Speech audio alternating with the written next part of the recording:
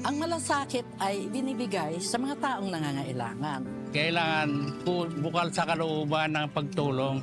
Pagbigay ng kung anong meron ka, nung kaya mo. Ang malasakit, magsasakripisyo ka. Ang pagtulong ay walang pinipiling oras. Kagaya ni Mr. Malasakit, Senator Bongo, disyo ang magserbisyo.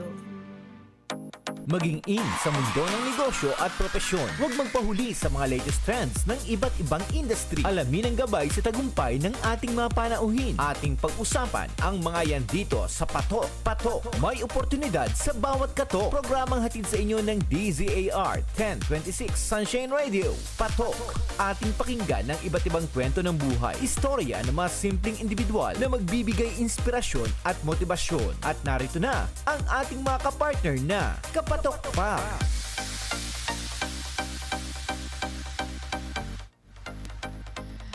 Ayan, magandang hapon! Maayong hapon sa mga kababayan nato dira sa Mindanao o sa Visayas. Abi na kung imo ng kalimtan ng Visayas.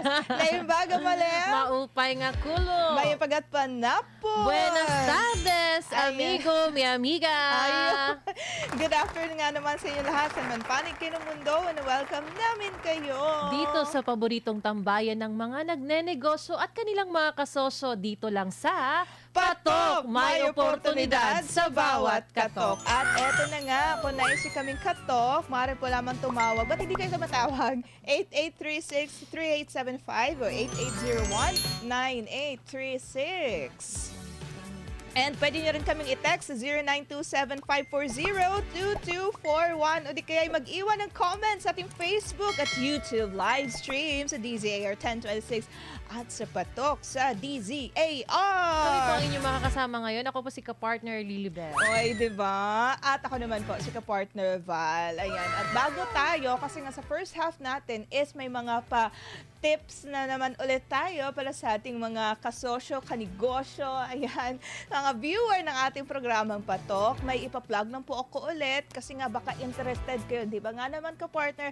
Bukas nga kasi na November 30, 2024, yung One Nation tree planting activity ng Sunshine Philippines Movement dyan sa Sierra Madre. Di ba nga ka-partner? Yes, exciting to ka-partner. Oo nga naman. Kung nagmamahal kayo ng kalikasan natin, ayan, makilahok na kayo sa ating One Tree, One Nation tree planting activity dyan sa Sierra Madre. And kung nasa Pantabangan, Nueva Ecija kayo, pwede nyo i-contact si Sir Bobby Tormes sa number 0917-498-2629.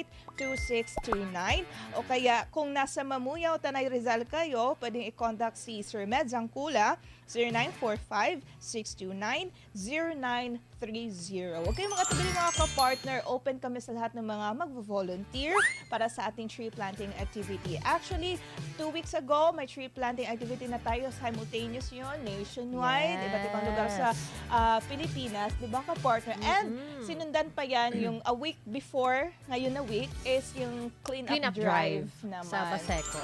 And simultaneous pa rin yun. Yes. Pero sa yung dito lang sa atin, yung nalahukan na natin, syempre, kasi dito man tayo sa NCR, is yung sa Baseco, no, sa Manila. Ayan, nakikita ko doon si ka-partner Lilibet, nagiging vlogger si ka-partner Lilibet doon. Ayan. Diba? Anyway, yun, activity, tree planting activity bukas, November 30, 2024. At sa Lunes na nga, mga ka-partner, eto na nga, abangan yung pagbabalik naman ng programang Opinion Mo. Ayan, dito sa inyong paboritong estasyon, DZAR 1026 SMNI Radio. Mula alas 5 yan ng hapon hanggang alas 6 ng gabi, samahan ng inyong lingkod. At Si ka-partner Val! At si ka-partner Carla! Villana. Ayan. Kaya kung meron kayong mga opinion, ilapit nyo lang kay ka-partner Val. Oo, parang ang concept kasi niyan, ka-partner Lilibet, may topic, certain topic for sure, ano yan, yung mga current issues, current events sa ating ating bansa or maging relevant din ang mga topics sa ibang bansa din. And for sure, seryosong topic yan, seryosong talakayan, hindi feeling ko hindi ako makakatawa dyan. So, makikita niyo yung serious side namin dyan ni ko-partner Carla sa opinion mo. Actually, ka-partner Val, ngayon pa lang maraming nang nakapila para tawagan ka, para humingi ng opinion.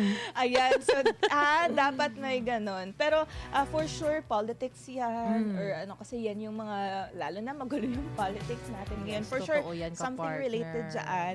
And of course, yung mga Parang siguro... gusto ko din mag-guest dyan, ka-partner.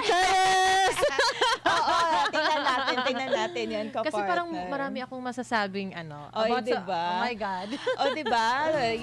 Yan, ano natin yan.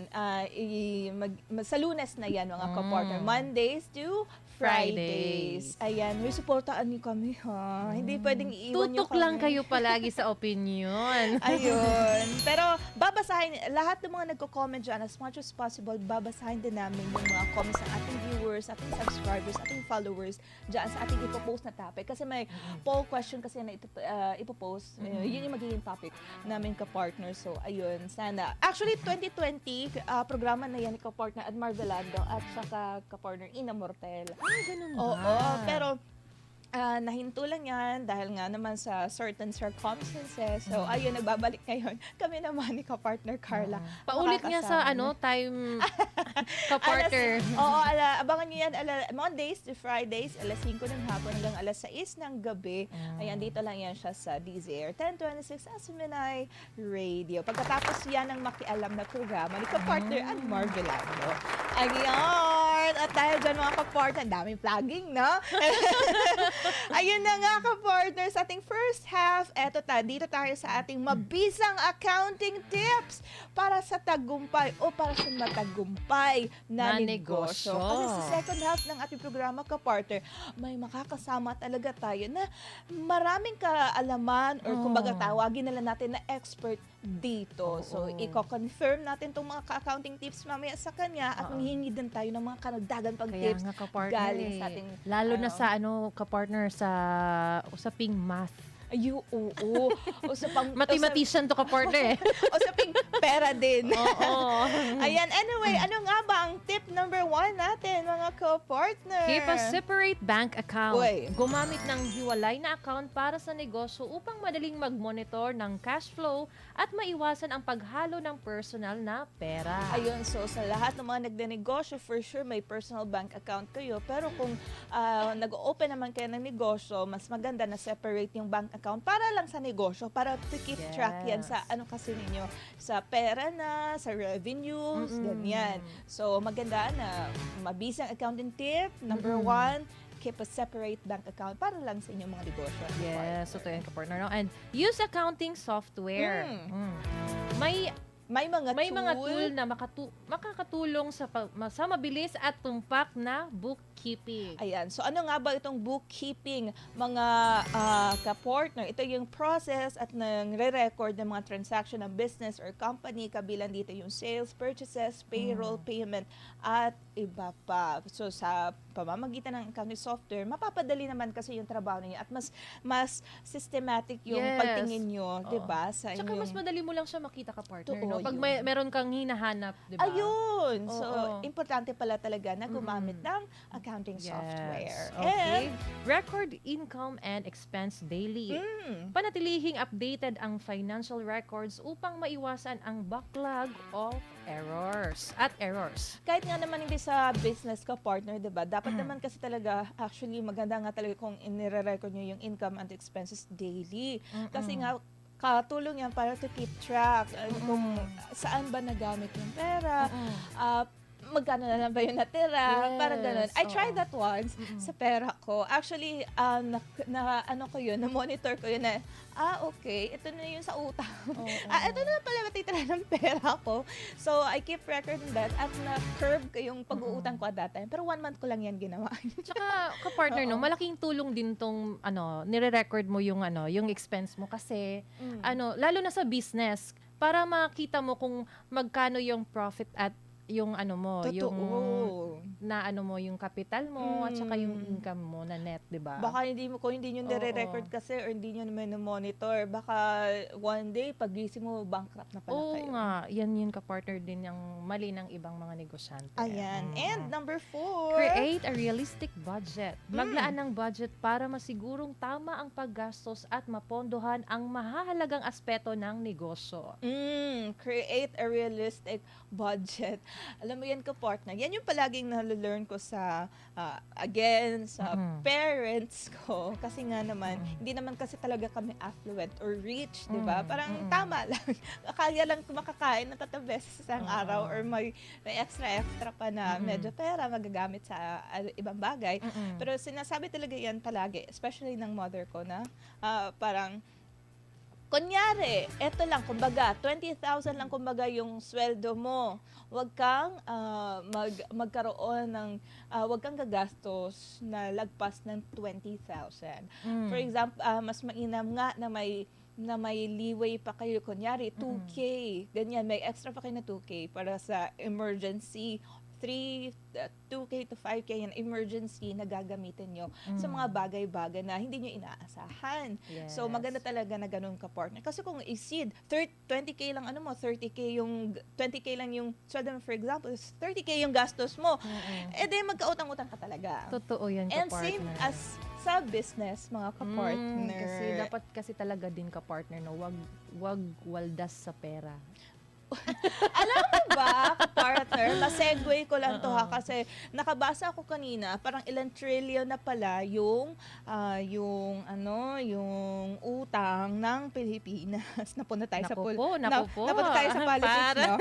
Pero may kasi yung parang utang ng Pilipinas is mas wait lang. Ang utang pala currently ng Pilipinas is 15.589 trillion pesos. Saan ba National napunta debt yun, yan. ka-partner? August 2024. Parang wala akong nakikitang nagbago yung paligid natin. Wait lang. Baka mapunta pa tayo sa politics ng sobra-sobra. August 2024. Pero ang projected, yun yung as of na utang ng Pilipinas, August 2024. And yung parang napagkasundoan na 2025 national budget naman is 6.352 trillion pesos. Pero ang projected national revenue ng Pilipinas is 4.64 trillion pesos. Meaning may deficit ito na 1.712 trillion pesos. Naku po, saan ba yan? Ibig sabihin, yung utang natin, it could be na 15.589 trillion pesos, madadagdagan pa. So, trillionaire tayo mga ka-partner sa Pilipinas. Trillionaire ng utang. Ginamit yun sa tamang no? Hopefully nga naman. Sana nga, ka-partner. Pero wala tayong nakikita eh. Ayun, nagbago eh. Anyway, marami pa rin naghihirap eh. Baka mapako-comment yung mga ka-partner natin sa politika. Okay. Go Change on na topic tayo. Ayun, so basta create a realistic budget, mga ka-partner. Okay, track cash flow. Regular number na 5. suriin ang pumapasok at lumalabas na pera upang masigurong sapat ang pondo para sa operasyon. Ayan, track cash flow. Actually, connected siya sa yung i-record yung income at yung expenses daily. Kasi nga, namomonitor nyo kasi yung daloy ng pera, kumbaga. Number 6. Keep the receipt and documents. I-record ang lahat ng transaksyon bilang ebidensya para sa buwis at audit. Ayun nga, I learned this, no, tayo actually, kay Pastor Apollo C. Kibuloy. Dapat talaga kasi i-record yung lahat ng transaction. Kumbaga, hindi naman kasi mali na manghingi ka palagi ng, kunyari, lalo na for the church, for example, for the congregation namin, dito, Kingdom of Jesus Christ.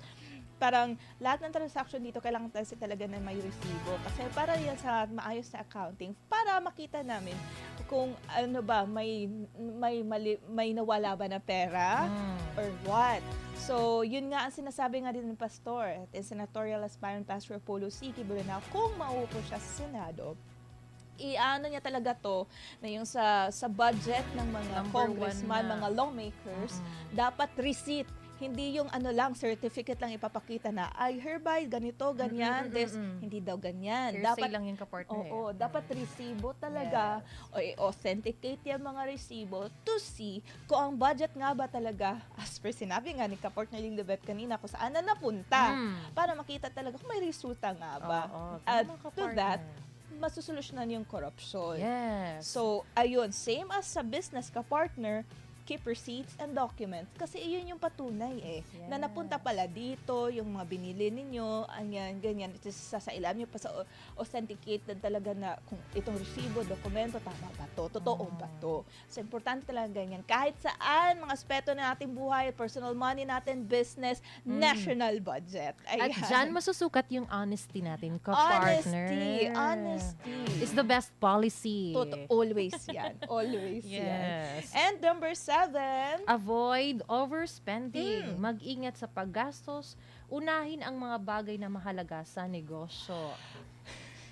oo nga naman, baka kasi pag binili nyo ng ganito na bagay, pero kailangan pala ng machine na ganito, mas importante na machine para sa kumpanya nyo. For example, pwede nyo nabili kasi nga ginamit nyo na sa ibang bagay, Naku. personal pa. So, dapat avoid talaga yung overspending mga Yes. kapartner. Okay. Allocate an emergency fund. Siguraduhin may nakatabing pera para sa mga hindi inaasahang gastusin. Ayun, sinabi ko kayan kanina, 'di ba? Parang may leeway. Ganito, for example, ganito yung pera nyo nandyan sa kamay ninyo. Dapat may leeway kayo na extra na ganito, 5K, itatabi natin yan, hindi na natin yan gagalawin kasi it could be na meron tayong mga hindi inaasahang pangyayari. Magagamit na may makukuha tayo, may madudukot tayo galing sa ating bulsa. Parang ganun. Tama yan, ka-partner. Ayun. Maglagay ka na lang siguro ng mga box, tapos naka-label doon, ito yung bayad ko sa renta sa bahay, bayad sa ilaw, bayad sa... Di ba, Ganyan, may ka-partner? nakita ako something ganyan. Wait lang, sino ba yun? May nakita ako, I think celebrity siya, ganyan. Meron siya, although card yung sa kanya, pero yung certain card may label na ganito para sa kanyang family, ganito sa kanyang utilities, bills ng kanyang utilities, eto yung kasi celebrity nga siya, ito yung personal natin kasi, yung pangganito niya, pampaganda, pampaganon, parang expenses niya para sa personal care as a celebrity. May ganon! Mas maganda kasi yun, ka-partner. Oo. Para alam mo din yung kung may pera ka pa ba. Totoo. Tapos meron pa diba? siyang kahiwalay na card para sa personal savings niya talaga. Yung hindi niya talaga gagalawin. Iba yung pang-personal care niya. Yes. Parang ganun. Tapos iba pa yung pang-family. Galing. Parang sa time ng bayaran ka, partner, ay, may madudukot ka pa, di ba? Ay, meron Totoo. palang nakalaan na Ayun na pangbayad nga. ko. Maganda kasi talaga yan. Maganda yan na hindi naman din mag-overspending. Parang nga may madudukot ka pa. Yes. Number 8. 9, ka-partner. Track and Number allocate an emergency fund. Siguraduhin may nakatabing... Ayun na nga. Okay. Okay, Diba? tama na 9 pala. tayo, partner. 9 pala. Ako pala yung mali. Sorry. Track invoices. Gumamit ng automated invoicing system para siguraduhin on time ang bayad ng mga kliyente. Ayan, yung invoice is yung document, no? Yung nagme-maintain a record of a transaction between a buyer and seller gaya ng paper receipt mula sa isang store or online record ng isang e-tailer. So, parang ganun, gumamit. Same kanina, I think meron tayo na-mention kanina yung sa accounting software. Parang mas efficient din yung pag-track ng invoices. Gumamit na din kayo ng automated na invoicing system para mas madali ngayong matrabaho niyo at mas systematic pa pag i-check niyo kung meron kayong something na i-check sa regarding business. 'Di ba? Number 10. Follow tax regulations. Alamin at sundin ang mga patakaran sa pagbabayad ng buwis upang maiwasan ang multa o problema sa batas. Ay nako. Kailangan kasi talaga ba dapat legal ang lahat ng ginagawa natin? Totoo yan, ka-partner. Ayan, hindi mga illegal. Yes! Sino ba yan? Ano ba yung mga illegal na yan? So, dapat follow tax regulations. Always yan, mga kapart. May iba kasi ka-partner, hindi na nagbabayad ng tax eh. Sino ba yan? Char. Saka nagpatong-patong na, naging millions na yung mga, alam mo na. Ayun, number 11. Okay, make time for bookkeeping. Maglaan ng oras linggo-linggo para i-update at suriin ang records ng negosyo. Kailangan kasi nga, as always, nakailang beses natin sabi dito, para ma-track yung daloy ng pera, kumbaga, ninyo. Yeah. And number 12, Use financial reports. Basahin ang income statements, balance sheets, at cash flow statements para malaman ang kalagayan ng negosyo. Ayun na, isa pa, kailangan din yan, financial reports. Mm-mm. Kasi baka ang akala nyo, meron kayong profit, meron kayong revenue, pero wala pala. Oo. Kasi nga, nagamit pala sa ganito, sa ganyan. Kasi yun yung na-monitor. O, Yun diba? nga, nasabi mo kanina ka partner, di mo na malayan na Bankrupt na pala diba? kayo. Mm-mm. Pangit naman din yun. Yes. Akala ba natin, di ba, nagnegosyo nga para magkaroon ng pera. Mm-mm. Hindi magnegosyo para mawala ng pera. So, Yes. dapat ganun. Isa pa to sa mga kailangan din ka partner, track inventory. Mm. Panatilihin ang tamang bilang ng supplies at produkto upang maiwasan ang overstocking o understocking. Ayan, overstocking, ayan. So, dapat parang may minomonitor nyo din yung inventory ng mga goods, products ninyo, mga kapartner. Yes. Number 14. No tax deductions. Tukuyin ang mga gastos na pwedeng ibawas sa buwis tulad ng transportation, equipment, at utilities. Ayan, tax deductions, yung pwedeng ibawas sa buwis. Para siguro kung meron kayong mga consultant yan, for sure itanong niyo yan. Para, para maging, tawag nito, parang gagaan naman kaunti yung mga tax liabilities Yes. natin, 'di ba? And Yes. number 15. Set payment terms. Siguraduhing malinaw ang terms ng pagbabayad sa kliyente upang maiwasan ang late payments. Naku, meron kayang iba na pag late payments pinapakasuhan. Huy, para naman, 'di ba? Para maiwasan 'yun, baka dahil lang na late kayo ng isang week, may kaso na kayo, 'di ba? Pero ang pagkakaalam ko ka-partner, yung mga umuutang is hindi, iba din yun, di ba? Yung umuutang daw, pag may utang ka, hindi ka pwedeng kasuhan. I'm not quite sure about the law, pero yun ganyan. yung pero, ko, pagkakaalam ko. Pero, siguro, alamin natin mamaya sa siguro. magiging guest natin. Ayan, tanong nga natin yan. Pero may mga ganyan kinakasuhan, late kayo nakababayad kasuhan. Huy! Dapat ganun. Para naman hindi kayo, para naman wala kayong karagdagang mga pasanin sa buhay. Yes. Number Totoo yan, ka-partner. 16. Plan growth investments. Gumamit ng financial data upang magplano ng pag-expand ng negosyo sa tamang panahon. Ayun, gumamit ng financial data. Parang upang maplano yung pag-expand. Kasi nga naman, for sure, mga negosyo, kasama talaga yan sa vision mission ang mag-expand. Siguro naman, wala naman sigurong negosyo na sinasabi na hanggang dito na lang kami. Kasama talaga din yan yung pagpapalawak. And for sure, kakibat din yan yung pagpapalawak din ng investments. Pangit naman ka, partner, kung magnenegosyo ka tapos hindi mo papalawakin, di ba? Nagnegosyo ka pa. Kung gusto mong dyan ka lang palagi. O, diba? Hindi, wala naman siguro nga ganun. Yes. Diba? Number 17. Avoid going over debt. Siguraduhin kaya ng negosyo ang pagbabayad ng utang. Huwag lumampas sa kakayahan. Ayan. Sana nga, sana nga ganito yung bansa namin. Yun naman, kaya pang bayaran ng utang. Kaya pa ba yan ka, partner? Di ko alam sa kanila. Alam mo ka, partner, kawawa yung magiging next president ng Pilipinas. Kasi maraming nakapasa na utang eh. Trillion na yun. Oo nga So parang ganun nga lang. Pilipinas nga lang yun. Pero ito, kung sa mga negosyo, sa mga entrepreneur, avoid talaga going over that, mga ka-partner. Para di kayo ma-stress sa buhay. Tama Kasi yan, nga stress na ka-partner. ngayon ng Pilipinas. Stress Dagdag pa kayo sa Joke lang. Number 18. Allocate money for training. Maglaan ng pondo para sa training ng mga empleyado upang maging mas produktibo sila. Maraming ganyan. Maraming mga ganyan ng mga kumpanya na ngayon nag-offer na talaga ng training sa kanilang mga staff. Kasi nga, doon din kasi nila mai-implement or maipapaalam or mai-elaborate kung ano yung vision, mission nila. And kung naipalaganap na yun or naipaalam na yun ng maayos sa kanilang mga staff, edi parang one body, one mind na sila para tungo sa kauunlad ng kanilang business. At kailangan din yan mga kapartner talaga training. Yes. Maglaan ng pondo. Isa yan para sa mabisang matagumpay o para tungo sa mas matagumpay na negosyo. Ayan, trajectory nila. Tama yan ka, partner. Number no? 19. Use a financial advisor if necessary. Kapag komplikado ang finances, humingi ng tulong sa eksperto para sa tamang desisyon. Ayun, I think itong magiging guest natin sa second half, nakakatulong yan siya parang financial advice sa mga entrepreneur natin. Tatanungin natin, kailangan din natin yan, hindi natin gamay lahat ng mga aspeto ng isang negosyo, kailangan din natin ng financial advice. Lalo na kung lumalaki na talaga yung business ninyo, mga kapartner. Totoo yan, kapartner. And, maintain consistency.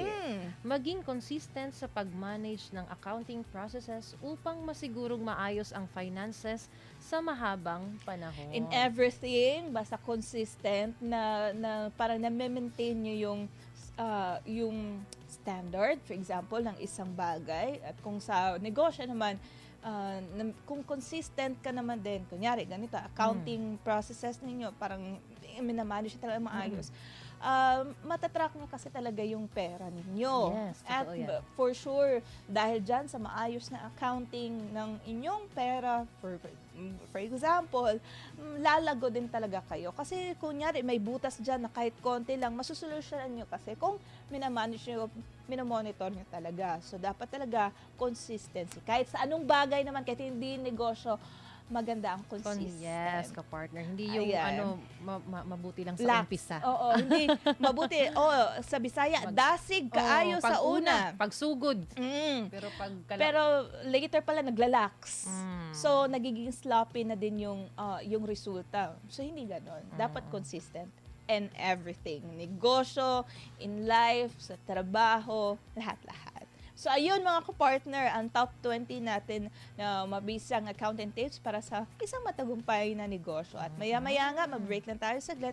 At sa ating second half, may makakasama tayo na expert sa financial. Tatanong natin lahat-lahat ng mga bagay-bagay na dapat natin itanong with regards to financial. Saka pwede rin natin sila anuhin ka-partner kung meron din silang katanungan. No? Pwede sila mag-comment, mag-message sila kung gusto nilang masagot yung mga katanungan nila mamaya. Kasi Ayan. expert to si Sir sa financial. Ayun. So, ayun na nga mga ka-partner, magbe-break na tayo saglit at pagbalik natin ay ayun na, makakasama natin sa second half ang ating maging panahon ngayon. Magbabalik ang programang Patok, may may oportunidad oportunidad sa sa bawat bawat katok.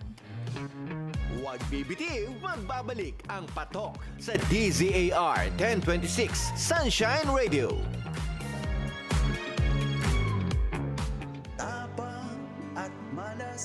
Ang malasakit ay binibigay sa mga taong nangangailangan. Kailangan bukal sa kalooban ng pagtulong. Pagbigay ng kung anong meron pa, nung kaya mo. Ang malasakit, magsasakripisyo ka. Ang pagtulong ay walang pinipiling oras. Kagaya ni Mr. Malasakit, Senator Bongo, Disyo ang magserbisyo. Kung leader ka, talagang dapat tumpak ang ginagawa mo, lalo na sa pagsugpo ng kasamaan. Leaders should not be a terror to good conduct and should protect its citizens by instituting systems of fairness and equality. Leaders should not be a terror to good conduct. Proverbs 17:15, he that justifieth the wicked and he that condemneth the just, even they both are abomination to the Lord.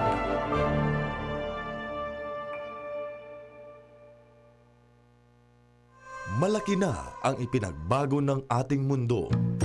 Ang dating kabundukan at kagubatan, ngayon ay patag na. Ang dating lupang sakahan, ngayon ay pamayanan at pabrika na. Ang dating malinis na ilog, ngayon di na makaagos dahil sa basura. Hindi na biro ang mga pagbabagong ito, malalakas na lindol at bagyo nararanasan na ng tao. Kailan ka magbabago? Kailan mo pa papangalagaan ang inang kalikasan? Hindi pa huli ang lahat. Magmalasakit sa ating kapaligiran. Pangalagaan ang kinabukasan. Isang paalala mula sa Sunshine Radio, ang himpilang nagmamalasakit sa kalikasan.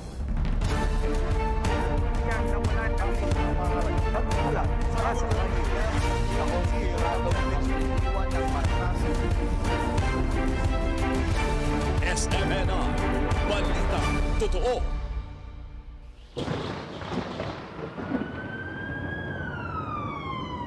Ang kalamidad ay maaaring dumating sa kahit sino man nang walang babala. Kaya't mahalagang lagi tayong nakahanda bago pa man dumating ang sakuna. Maghanda ng emergency bag. Nakalagay dito ang mga canned goods na matagal ang expiration date, flashlight, battery, gamot, transistor radio at malinis na tubig. Bumuo ng isang simpleng plano na madaling tandaan ng lahat, lalo na ng mga bata. Bigyan sila ng kani-kanilang gagawin upang hindi sila mabigla. Alamin kung saan pupunta at yaking ligtas ang lugar na ito. Pag-usapan din kung anong mga gagawin sakaling magkahiwa-hiwalay ang mga mag-anak sa biglang paglikas. Kung sa evacuation center, pag-aralan ang ruta nito, tandaan ang mga lugar na pwedeng daanan at alamin kung ligtas ito.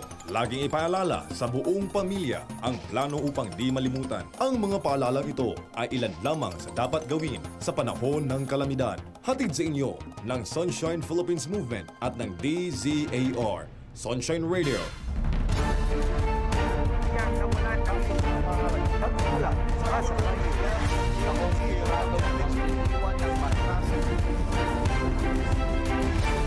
SMNR, Balita Totoo. Ito ang Sunshine Radio. Panig sa katotohanan, naniniwala sa katwiran, at nangangalaga sa inang kalikasan. Patok, may oportunidad sa bawat katok.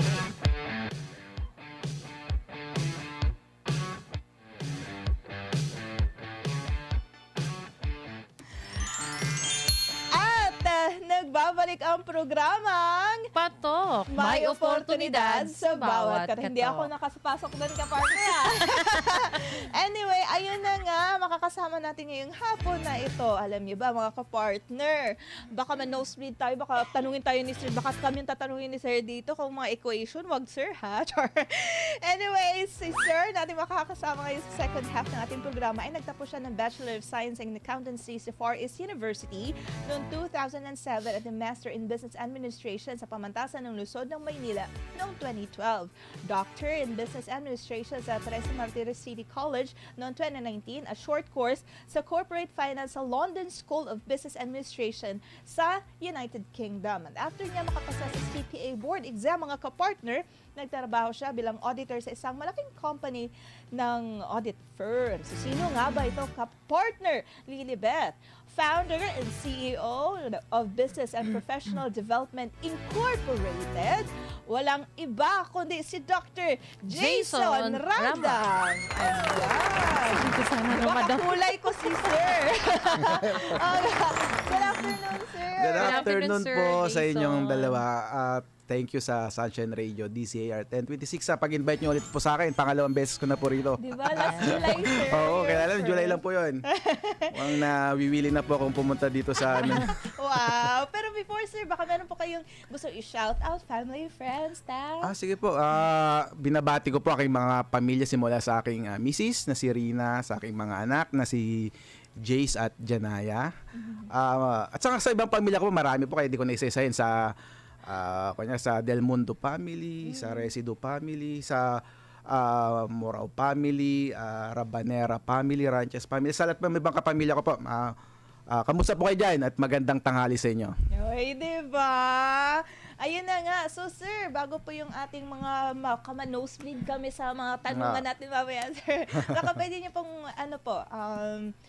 ikwento ulit sa amin, wala sa mga viewer for sure. May ibang mga bagong viewer tayo na baka hindi nila naabutan yung July guesting yung Sir.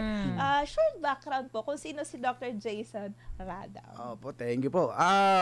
Ako po si Dr. Jason. Ako po ay hindi totoong hindi po ako doktor ng medicine. Doktor lang po ako ng business. Kami po yung doktor na hindi marunong manggamot. Marunong kami lang sa negosyo, sa business. Manggamot sa business. Manggamot lang sa business. Okay. Ako po ay in profession, ako po ay isang certified public accountant. At bilang isang certified public accountant, ako po ay nasa linya ng mga accounting practices, tax practices. So nagpro-provide po ko ng ganong practices, audit practices, consulting, business registration. So nandun po ko sa linyang 'yon. Kumbaga, ang aking expertise ay nasa accounting and tax at saka audit. Yan po yung ating napag-aralan. Meron po akong isang maliit na accounting firm na pangalan ay Radam Soriano and Company. Maliit po siya accounting firm, pero pinoprovide po namin lahat ng services na pinoprovide din ng isang malaking firm. Audit, bookkeeping, tax compliance, consulting, and business registration. Meron po kami lahat niyan. Ayun. Okay. Tapos, at the same time, kailan lang last September, nagtayo ako ng isa pang company na ano po yun, sir? hindi siya accounting firm, pero isa rin siyang professional services. Ang pangalan ay Business and Professional Development Incorporated. At ang mga services niya ay mga seminars and trainings. Sabihin, ang purpose is mag-conduct ng mga seminars and trainings na related sa mga expertise namin. Kunyari, about accounting, tax, mga seminars about tax, seminars about finance, basta mas kinalaman lahat sa business. Kasi 'di ba, usong-usong ang mga seminars ngayon, mga trainings para syempre para ma-enhance yung knowledge at skills ng mga tao, mga iba't ibang professionals. Kasi nga 'di ba, sir, lalo na kung entrepreneur, may iba na self-taught lang. Sige, start tayo, pero may marami pa palang aspect na dapat nilang malaman. Which is nakakatulong po. Kasi kaya sabihin natin nag-aral tayo, nakapagtapos tayo. Minsan hindi pa natin alam Kasi malalaman natin during seminars and trainings. Ayun. Okay, minsan may nakalimutan na tayo. Nakalimutan ko na pala to. Kailangan ko Hindi ma-attend ko na-consider parang gano'n. may mga ganun. Minsan nakakalimutan din natin. Nare-refresh during seminars and trainings. Yan. Ayan, pero parang ma-segue ko lang to konti, sir. Sa mga trainings and seminars ni din, sir, parang meron din kayo na-learn from yung sa sa mga sa mga participants. Opo, kasi minsan may mga nagtatanong. So, minsan may nagtatanong na yung tanong niya parang something different. So, ang ginagawa namin, bumabalik sa alaala namin yung mga ganong tanong. Kung minsan may time na may mga tanong na medyo malalalim, kailangan naming i-research. I-research yung mga tanong na kasi may medyo malalalim na tanong. So, natututo rin kami. Two ways. Parang teaching, sabi nga is teaching is a two-way kasi both the teacher saka yung student or participant natututo din parehas. Ayun. So, pero aside from that, sir, meron ba kayong iba pang business? Like, kunyari, food? Sa ngayon yung dalawa pala. Mahirap pag maraming business na nasigas. Stressful. For sure, alam mo yung... Hindi mo na ma-manage. Mahirap na i-manage po. Isa na nga lang po, parang di ba na, mahirap nang i-manage. For sure, alam mo yung risk, sir. Kasi nga, di ba, accounting. Tama, mahirap na. Pero bago po, I think meron kasi tayong ipa-plug mamaya. Pero meron po kaming tanong ni Kaporner Lilibet, sir, no? How important po ba yung efficient accounting sa isang business? Okay, magandang tanong po yan. Pag sinabi ko po nating efficient accounting,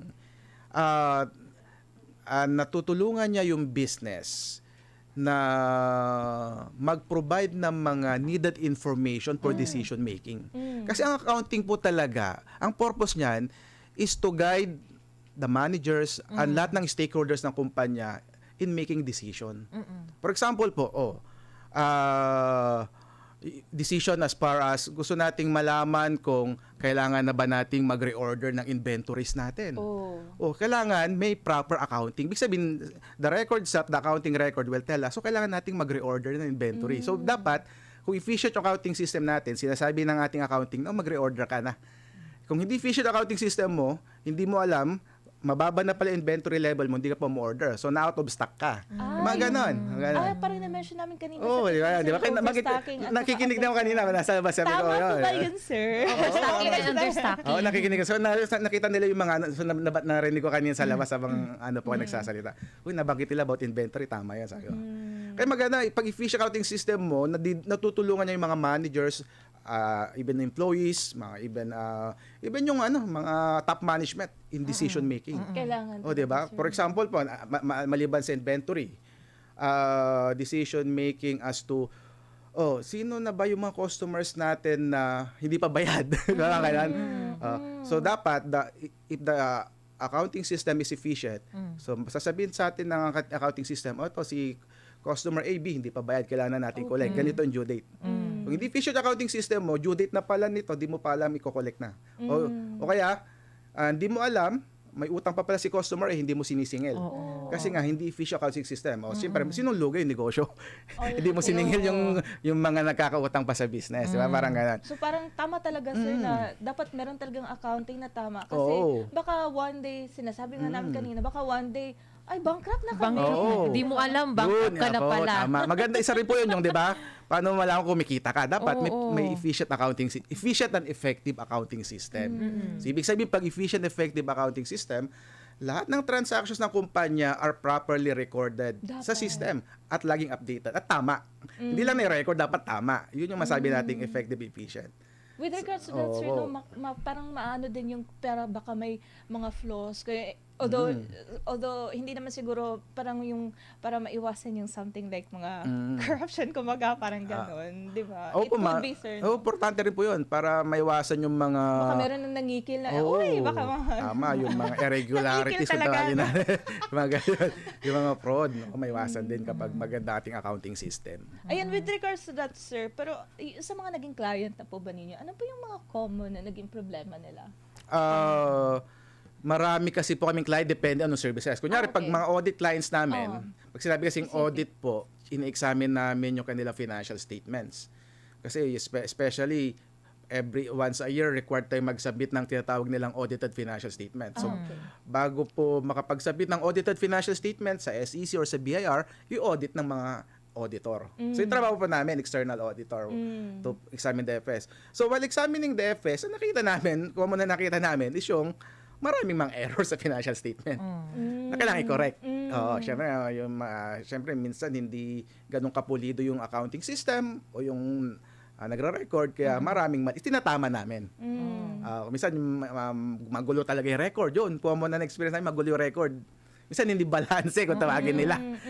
So yun, minsan yung sakit sa ulo na namin, paano babalansin? Kailangan namin kalkalin yung mga previous transaction, bakit hindi ito nagbalanse? Balikan namin, bakit hindi nagbalanse? Kaya ino-audit namin examine. Kasi purpose namin, to correct yung financial statement. So yun, for example lang po sa audit yun, yung mga common na nakita naming problem.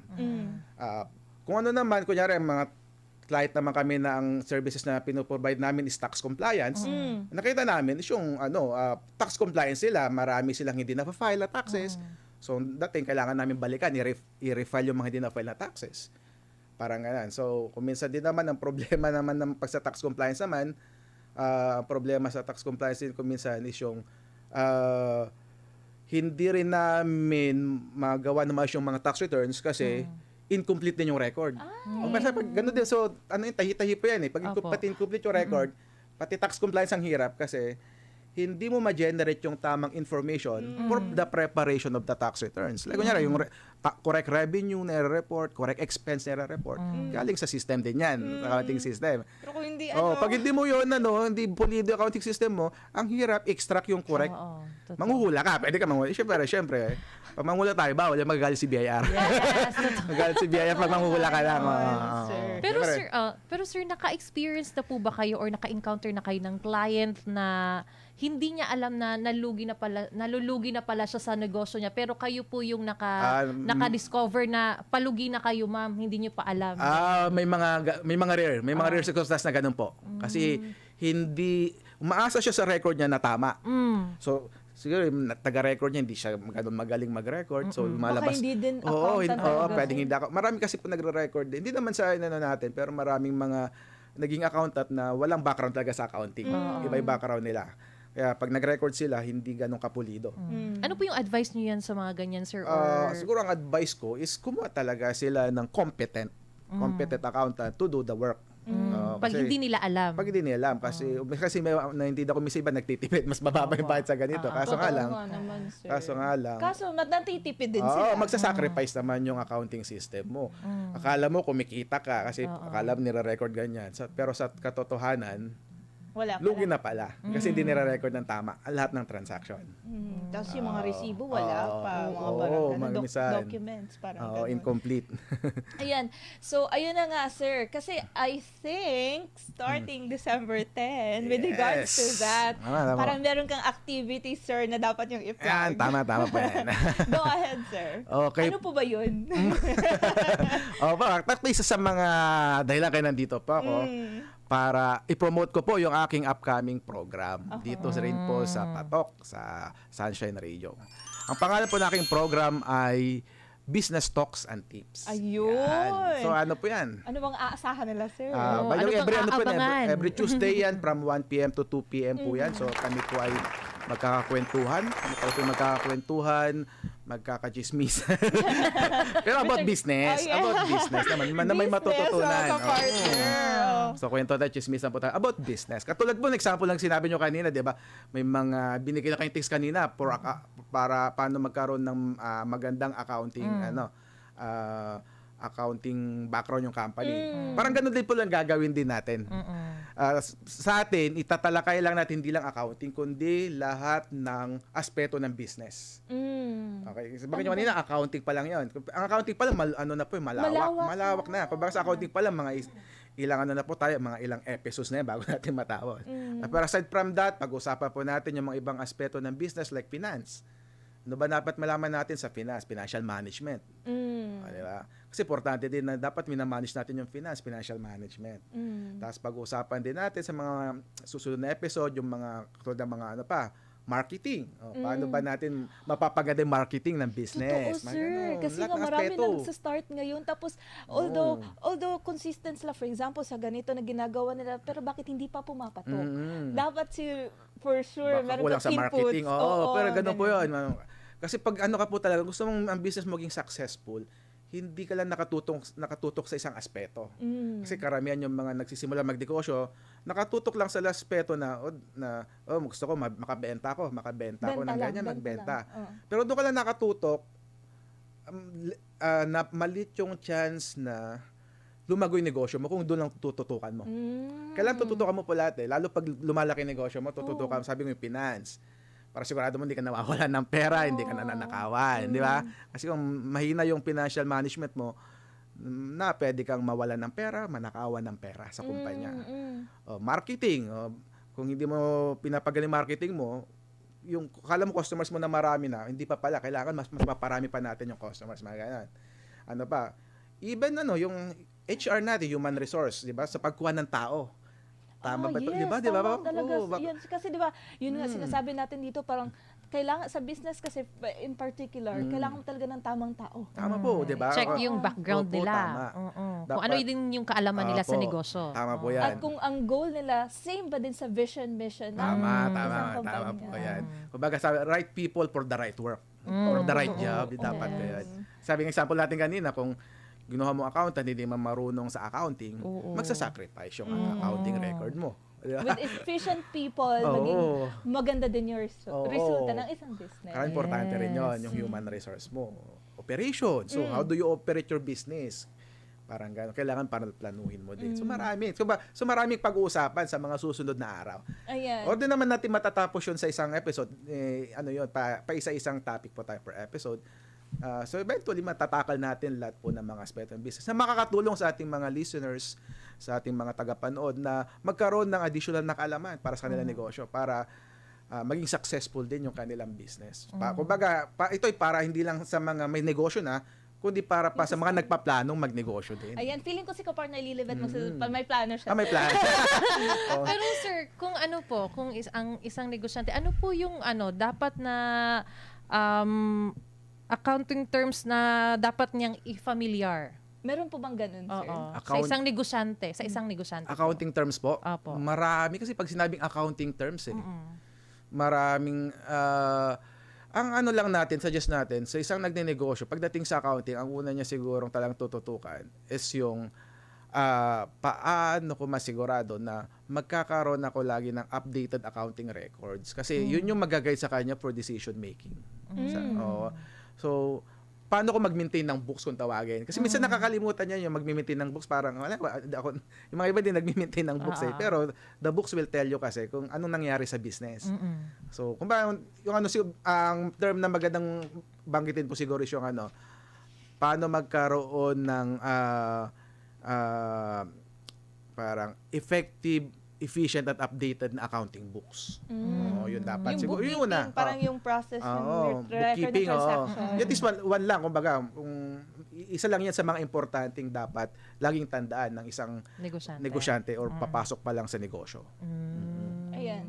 So, sir, sa madami niyo pong sinabi sa amin, sir.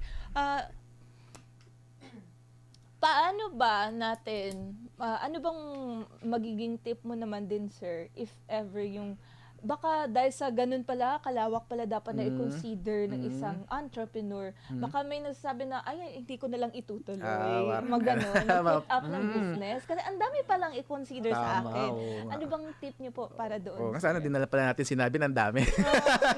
Dami pala, na-discourage pala natin yung mga ano, no? Diba, sir? Kasi ako napaisip din na, joke lang. Ayun na, tayo mo na tuloy magnegosyo mo, no? Char lang, sir. Sige, go, sir. Pero sa mga gusto pong pumasok sa negosyo, po kayo ma-discourage. Hindi naman po yan mahirap eh. At hindi naman kailangan matutunan mo sa isang araw lahat yan or overnight eh. Pwede mga as you manage your business, isa-isa mong natututunan. Basta wag mo lang kakalimutan na matutunan mo sila lahat. Pero hindi mo na kailangan matutunan sila sabay-sabay or ng mabilisan. Kasi naman learning sometimes takes time din eh. And sa araw-araw naman continuous naman learning kasi natin. Ano naman yan po eh, pwede naman step by step ang learning. So, kunyari gusto mo nang matutunan about finance. So, sige, maging matutunan ko lahat ng aspeto ng finance. Pag alam mo na 'yon, lahat ng aspeto ng marketing, operations. Kasi alam mo na pala, alam ko na pala lahat. Magaling na pala. So, yun po ba, sir, yung sa Radam Soriano and Company na accounting firm? Yan yung po yung accounting firm ko. Parang isa din yun parang sa gusto nyo din na maipaabot sa mga clients ninyo. We're here to support you. Tama po. So, sa mga nagnenegosyo po, may mga negosyo na, so makakatulong din po kami sa inyong company kung kami is inyo lang papayagang makatulong sa inyo.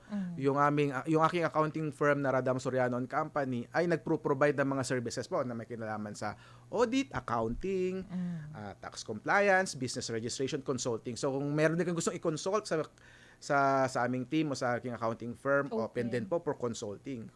Kunyari may mga problema sa business nyo na gusto nyo ng mga advice or mga possible solutions. So yun, nagpro-provide din kami ng consulting services. So, hanapin nyo lang po yung pangalang Radam Soriano and Company. Meron naman po kaming Paano ba Facebook nila kayo i-contact, sir, if ever may interested sa inyong services? Okay po. So, yung mga iba na mga kababayan naman natin na mahilig naman sa social media. So, yung contact namin, pwede nyo hanapin sa Facebook.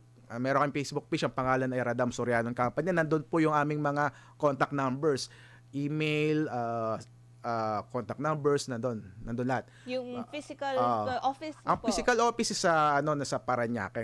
Okay. Nandun rin naman nakalagay doon sa consumer physical office. Okay. Pero gusto mapakinggan ko yung contact number, so you can just contact me at sa aking primary number na 0933-811-5215. So, yan ang aking primary contact number. Or, you can email me sa email na radamcpa.company@gmail.com. Ayun. Yan. Pero makita nyo rin po yan sa aming Facebook page. Ayan. Basta browse nyo lang yan. Actually, nag-browse ako kanina, sir. Oo. Ano ba yan? So, sir, dahil nga po, parang I can see nyo na gusto nyo talagang tulungan with regards to accounting or ano pang ibang services na ino-offer ng inyong accounting firm. No? Yung mga kababayan natin, whether it be entrepreneurs or what, na related or kailangan ng accounting, di ba? Ano po ba yung pinaka-reason, sir? Bakit nyo po naisipan na ito po yung nyo na serbisyo para sa mga tao? Was it, meron po ba kayong experiences before na with regards na baka na, halimbawa lang naman, baka naloko kayo or what with regards to money? Magandang tanungan. Unang-una po, kaya nagtawag na accounting firm po kasi yun yung aking natutunan sa aking pag-aaral. Kasi po, ako'y nagtapos po ng BS Accountancy, leading to CPA. So, nung pumasa ng board, naging CPA na ako. Kaya, at ang naging una kong trabaho nung naging CPA na po, naging auditor po ako ng isang malaking auditing firm. So, to be exact, it's under po nung Bayan ng Raolyo. Isang malaking auditing firm din. Then, nung nag-resign din ako doon, nagkaroon din ako ng naging freelance practitioner ako nung mag-resign naman ako sa auditing firm. So nagpro-provide pa rin ako ng mga freelance services na may kinalaman sa audit, tax compliance pa rin. Okay. So ang naging linya ko talaga after ko maging CPA, after ko magtapos ng pag-aaral, is nasa talaga accounting, tax, audit. Kaya, after some experiences, way back 2015, sinimulan ko na po magtayo ng accounting firm. Siguro may nakita kayo dun, sir, no, na parang kulang tayo sa mga yung ating mga business, for example, ng tamang accounting. Saka parang i-level up din po yung aming practice kasi dati ko naman na pong ginagawa yung mga services na yun. Kaso mag-isa ko lang, parang gano'n. Parang, nung accounting firm, at least may mga kasama ako sa accounting firm. Kumbaga, sabi nga nila is, 2 heads are better than 1 pa rin. Diba? Kumbaga, mag-isa ko lang dati talaga, nagpa-practice nung nagsusulo lang ako freelancer. Pero ngayon, nung nagkaroon na po ng accounting firm, ay parang may team din po ako na kasama ko, nagpro-provide ng mga services na yun. Karamihan ay halos lahat naman sila is mga CPA din. Mga may mga bihasa din sa kanilang mga expertise. Ayun. 'Di ba? Sir, sana ikaw na lang yung maging accountant ng ating bansa. Ayun, for sure narinig mo yung kanina, 'di ba? Sir, wala lang nasingit ko lang to kasi nga may nabasa kasi ako kanina lang umaga with regards yun sa ang laki na pala ng utang ng Pilipinas. Parang gano'n. Siguro kulang tayo ng accounting nila. Anyway, sir, may nabasa po ako dito yung sa gabay sa tagumpay niyo po ninyo. The real formula for success is 1% inspiration, 1% hard work, and 98% faith in God. Baka pwede niyo pong ma-expound yan. Sakto po yan. Actually, nung last July, yan din po yung aking talagang motto. Kasi parang sa akin yung motong yan is, yan ay talagang effective na gumagabay sa akin.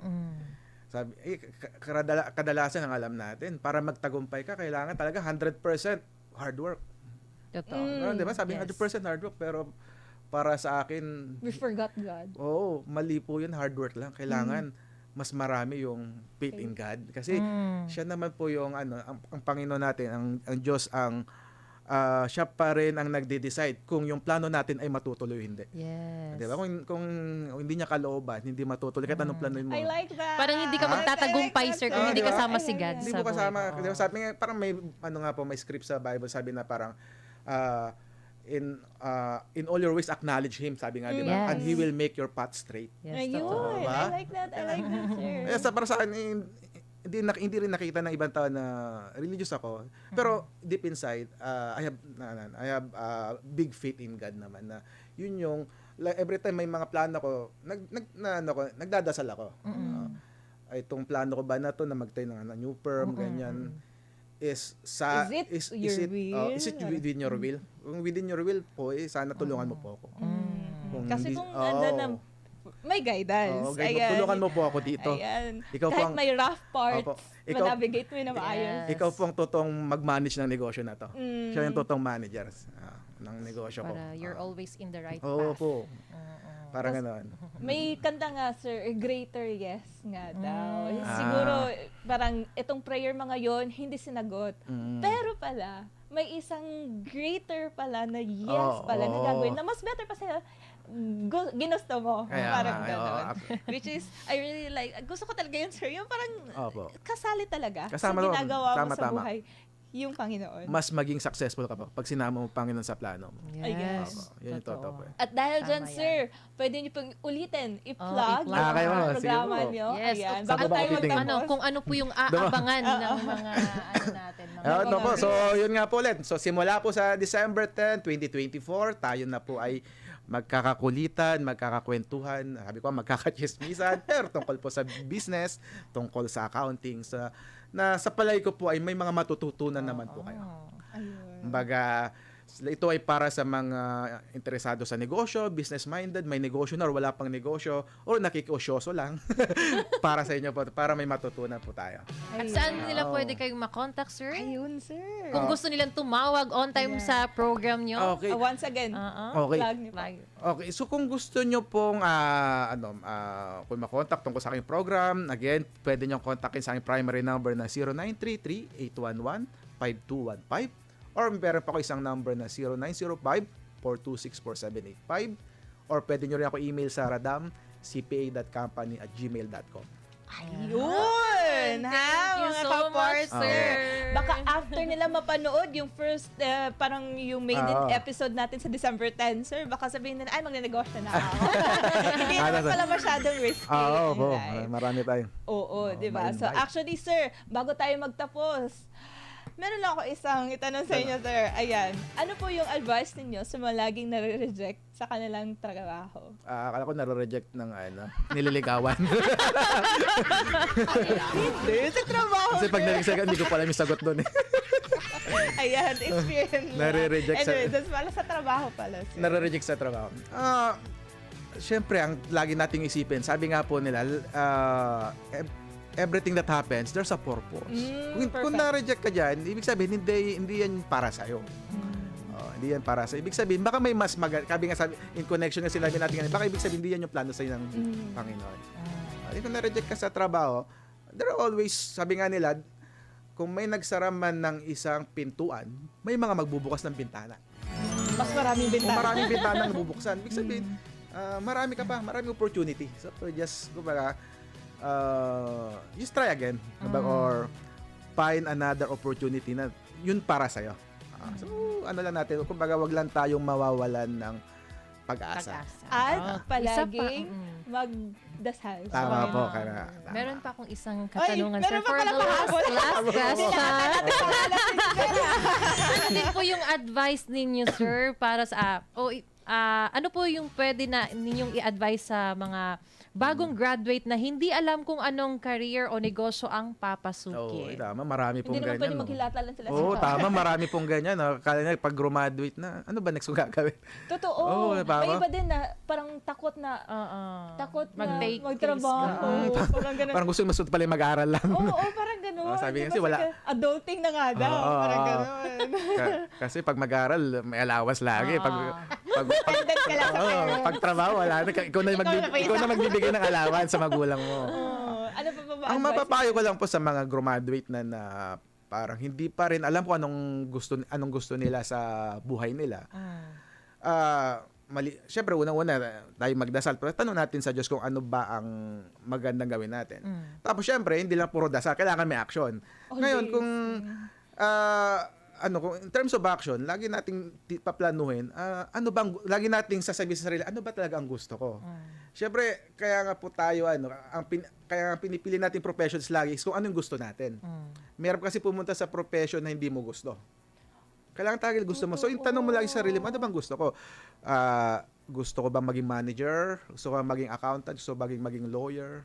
Gusto ko bang maging radio host? Ano ba talaga gusto mo? I-force mo. I-connect mo kung ano napag-aralan mo. Kasi di ba before, sir, parang common practice ng mga parents na gusto ko before na maging teacher pero hindi ko nagawa. Dapat ang anak ko ang gagawa. Which is parang feeling ko din... Mabibiktima sana ako ng ganyan, sir. Buti sinabi ko ng mother ko before na, gusto niya mag-teacher kasi ako. Okay. Sir, di ako marunong Magturo. Oo, magturo. Kasi wala din akong patience if ever. Kasi gusto niya grade school. Hindi ako ayoko. Buti sinabi ko na mag-mass communication. Okay. Speaking of teacher ka partner no answer Jason. Kasi yung nung dati rin na nag-aral pa ako is yung teacher ko talaga mismo yung nag-discourage sa amin. Nasabi niya sa amin na naku, pag graduate niyo ng ng high school, wag talaga kayong kumuha ng kurso na teacher education kasi kasi parang kayo nag-aaral. Kasi mag-study pa rin kayo, may mga assignment pa rin kayo. Pero si Sir Professor yan. Nagulat nga ako sa teacher ko nun, sir eh. Nasabi po yun. As in talaga, kasi nagulat talaga. Baka di niya bet maging teacher. Pero teacher siya, no? Teacher siya, pero sinasabi ko yung Yes niya po, mag-teach. teacher talaga namin siya sa Baka magkagaya siya sa akin na biktima. Parang makapasil. Baka ayaw niya maging teacher po talaga. Napilit ng magulang siguro yun. Ganun ang effect pag lang po, no? Pag hindi mo gusto yung mo, buti pinuntahan na lang, mo. sir. Talaga nasabi ko sa mother ko, ayoko mo. Gusto mo mag-master. Tama po. Which Yun is, naman. Pero ang ending ko naman din talaga, sir, actually, before ko lang, gusto yun sa print lang, nagsusulat ng article, for example. Pero napunta pa rin po ako sa magsasalita. Ganun. Parang ganun yung palinyahan. Nagsasalita pa rin. Mas maganda po yan. Sinunod mo yung bulong ng puso At mo talaga. least, merong diba? part na gusto ko naman kasi siya. At least mas masaya ka po ngayon, di ba? Kaysa... Yes, Tama exactly. po. Kung naging teacher na stress ako ngayon. Taga-check ka lang ng mga test paper. Tapos Tapos magulo pa yung mga bata. Kasi alam ko yan, by profession, I'm also a teacher. Oo nga po, Professor nabasa mo dito. Hirap din na, taga-check, taga-gawa ka ng exam, taga-check, taga-record ka pa, taga-compute ng grade. Tapos marami pa Tapos matukulit na estudyante, sir. magagal pa yung estudyante mo pag mababa yung grade nila. Tapos pag-aaralan mo pa yung i-discuss mo for tomorrow, di ba, sir? Ganon? Tama po yun, di ba? Di nila, min-adjust mo na yung grade, tapos galit pa. Ikaw gumawa ng grade mo Bakit ako yung Alam ko yan, alam ko rin ang trabaho ni isang teacher po. Kasi matagal din po ako nagturo eh. Yan. Pero masaya yun, sabi ko po sa inyo, dahil lagi nyo lang tanong sa sarili, ano talagang gusto ko? Hindi anong gusto ng magulang ko or kaibigan. Kasi gone are the days na lagi ang magulang lang susundin ko ano yung gusto ng magulang. Kasi kawawa naman po yung bata na. Kasi It could be na-learn din ng mga parents yan ngayon, sir. No? Kasi mas productive yung mga bata or mga anak nila kung gusto talaga nila yung kinuha nila. Tama. Kaya yun po lagi mong ipurso lagi, ano lang gusto mo talaga. Ayun. So, mga kapartner, hindi lang with regards to accounting, business, ang ating natalakay ngayong hapon na ito. Meron pang mga pa-tips si Sir Jason Radam. Once again, Sir, thank you so much. Ayan. At makakasama na natin siya dito sa Patok. Kapartner din event starting December 10. Mga kapartner, aabangan niyo po si Dr. Jason Radam. At dahil dyan mga kapartner, wala naman tayong sapat na oras. Kung meron kayong kwento na alam nyo, papatok at tatatak sa isipan ng bawat Pilipino. Abay, wag mong itago kundi dapat ito iyong ibahagi at ipatok na yan. At bago tayo magpaalam, laging tandaan ang sinasabi sa Proverbs 10:4. A lazy person will end up poor, but a hard worker will become Dapat talaga dahil mas malinaw to sa Tagalog ang kapartner, papahirap ang katamaran. Nako nga naman. Ngunit ang kasipagan ay nagpapayaman. Ako po si kapartner Lilibet. At ako naman si kapartner Van. Magsalo-salo tayo sa Lunes. Sa kaparehong oras at himpilan dito lang sa Patok, may oportunidad sa bawat katok. Inyong napakinggan ang iba't ibang kwento at kalaman dito sa programang Patok. Hanggang sa muli, magsama-sama ulit tayo tuwing Lunes hanggang Biyernes, 1:00 hanggang 2:00 ng hapon. Dito lamang sa DZAR 1026 Sunshine Radio, Manila.